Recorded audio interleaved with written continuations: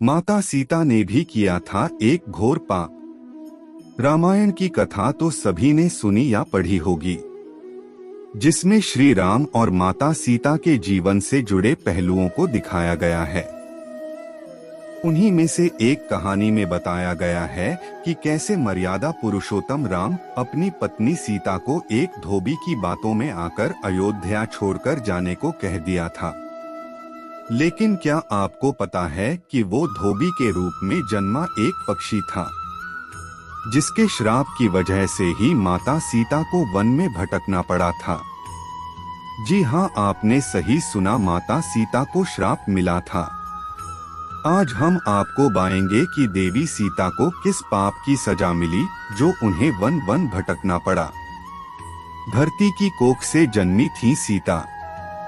मिथिला नगरी में जनक राजवंश राज करता था। उन्हीं में से एक राजा सिरध्वज थे। एक बार यज्ञ के लिए वो जमीन जोत रहे थे। उसी समय वहां से एक छोटी कन्या निकलती है। इस सुंदर कन्या को देखकर राजा को बहुत खुशी हुई। उन्होंने उस कन्या को अपनी पुत्री बना लिया। उसका नाम सीता रखा। एक दिन सीता अपनी सहेलियों के साथ बगीचे में खेल रही थीं। वहां उन्हें एक तोते का जोड़ा दिखाई दिया, जो बहुत ही खूबसूरत था। वे दोनों पक्षी एक पर्वत की चोटी पर बैठकर बातें कर रहे थे। पृथ्वी पर श्री राम नाम से विख्यात एक बड़े सुंदर राजा होंगे। उनकी महारानी का नाम सीता होगा। श्री राम सीता के साथ कई वर्षों तक राज्य करेंगी। धन्य हैं वे जानकी देवी और धन्य हैं वे श्री राम। माता सीता ने जानी प्रभु राम की कहानी। तोते की ऐसी बातें सुनकर सीता ने सोचा कि ये दोनों तो मेरे ही बारे में बातें कह रहे हैं।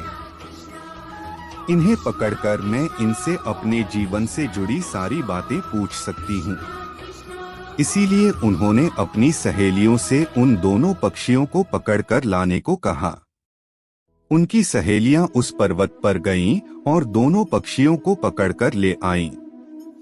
माता सीता उन पक्षियों से कहती हैं कि तुम दोनों बहुत सुंदर हो, देखो, डरो नहीं, मैं तुम्हें कोई नुकसान नहीं पहुंचाऊंगी। तुम बस मुझे ये बताओ कि तुम कौन हो और कहां से आए हो। राम कौन है और सीता कौन है? तुम्हें उनके बारे में कैसे पता है? पक्षी जोड़े ने सुनाई श्री राम जन्म की कथा। माता सीता के पूछने पर दोनों पक्षी बताते हैं कि एक बहुत विख्यात महर्षि वाल्मीकि हैं। हम दोनों उन्हीं के आश्रम में रहते हैं। महर्षि ने रामायण नाम का एक ग्रंथ लिखा है, जिसका पाठ उन्होंने अपने शिष्यों को भी कराया है। उन पक्षियों ने सीता को ये भी बताया कि इस ग्रंथ में महर्षि वाल्मीकि ने बताया है कि महर्षि ऋष्यशृंग के द्वारा किए गए पुत्रष्टि यज्ञ से प्रसन्न होकर भगवान विष्णु, राम, लक्ष्मण, भरत और शत्रुघ्न, ये 4 मानव शरीर धारण कर पृथ्वी पर जन्म लेंगे। बड़े होने पर श्री राम महर्षि विश्वामित्र और अपने छोटे भाई लक्ष्मण के साथ हाथ में धनुष लिए मिथिला आएंगे और शिव जी के धनुष को तोड़कर सीता से विवाह करेंगे। फिर उस पक्षी के जोड़े ने कहा, हे सुंदरी, हमने तुम्हें सब कुछ बता दिया, अब हमें छोड़ दो, हम जाना चाहते हैं। पक्षियों की बातें सुनकर माता सीता के मन में और भी बातें जानने की इच्छा हुई। उन्होंने उन दोनों से पूछा कि राम कहाँ होंगे, वे किसके पुत्र हैं, कैसे वो मिथिला आकर जानकी से विवाह करेंगे। नर तोता बोला कि श्री रामचंद्र का मुख कमल के समान सुंदर, नेत्र बड़े बड़े और खिले हुए, नासिका ऊंची, पतली भुजाएं घुटनों तक, गला शंख के समान होगा। मैं उनका क्या वर्णन करूं, जिनके गुणों का बखान 100 मुख वाला भी नहीं कर सकता। दोनों पक्षी कहते हैं कि जानकी देवी धन्य हैं, जो जल्द ही रघुनाथ जी की पत्नी बनकर उनके साथ कई वर्ष तक राज करेंगी। लेकिन तुम कौन हो? पक्षियों की बातें सुनकर सीता ने कहा कि जिसे तुम लोग जानकी कह रहे हो वो मैं ही हूँ। नर तोते की विनती। माता सीता उन्हें कहती हैं कि मैं तुम दोनों को तभी छोड़ूंगी जब श्री राम यहाँ आकर मुझसे विवाह करेंगे, तब तक तुम दोनों आराम से मेरे घर में रह सकते हो। ये सुनकर मादा तोता जानकी से कहती कि हम वन के पक्षी हैं, हमें घर में सुख नहीं मिलेगा। मैं गर्भवती हूँ, मुझे जाने दो, मैं अपने स्थान पर जाकर बच्चे पैदा करूंगी। आप चाहें तो उसके बाद फिर से यहाँ आ जाऊंगी। उसके कहने पर भी सीता जी ने उसे नहीं छोड़ा। तब उसके पति यानी नर तोते ने कहा, सीता, मेरी पत्नी को छोड़ दो, वो गर्भवती है। जब ये बच्चों को जन्म दे देगी तब उसे लेकर मैं फिर तुम्हारे पास आ जाऊंगा।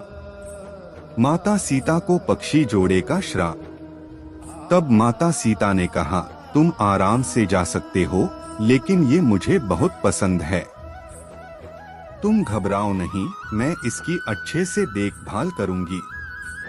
जब सीता ने उस मादा तोते को छोड़ने से मना कर दिया, तब वो पक्षी दुखी हो गया। पक्षी दोबारा सीता जी से निवेदन करता है कि मैं अपनी पत्नी के बिना जिंदा नहीं रह सकता, इसलिए इसे छोड़ दो।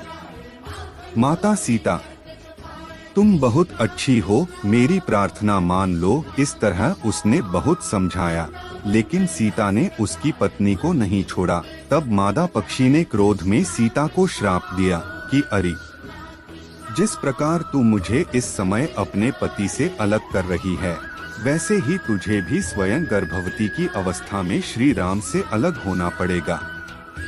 वन वन भटकती रही माता सीता। कुछ दिन बाद पति से बिछड़ने के दुख में मादा पक्षी के प्राण निकल गए। पत्नी की मौत हो जाने पर नर पक्षी दुखी हो गया। फिर वो सीता जी से बोला कि मैं मनुष्यों से भरी श्री राम की नगरी अयोध्या में जन्म लूंगा। मेरे ही कारण तुम्हें पति के वियोग का दुख उठाना पड़ेगा। ये कहकर वो वहां से उड़ जाता है।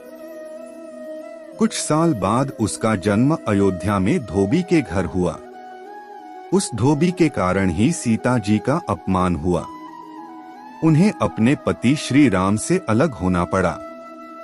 उस तोते का श्राप ही सीता जी के पति श्री राम से बिछड़ने का कारण बना। इसीलिए जब माता सीता गर्भवती थीं, तो उन्हें भी पति से दूर वन में रहना पड़ता है। आपने अक्सर लोगों को कहते सुना होगा कि हमें हमारे कर्मों का फल हमें यहीं मिलता है। इस कहानी से ये बात सिद्ध भी हो जाती है कि कर्म के फल से कोई भी नहीं बच सकता, फिर चाहे वो भगवान राम हो या सीता। सभी को अपने कर्मों को फल भोगना पड़ता है। ऐसे ही जानकारी के लिए हमारे चैनल अजूबा स्टोरी 99 को सब्सक्राइब करें।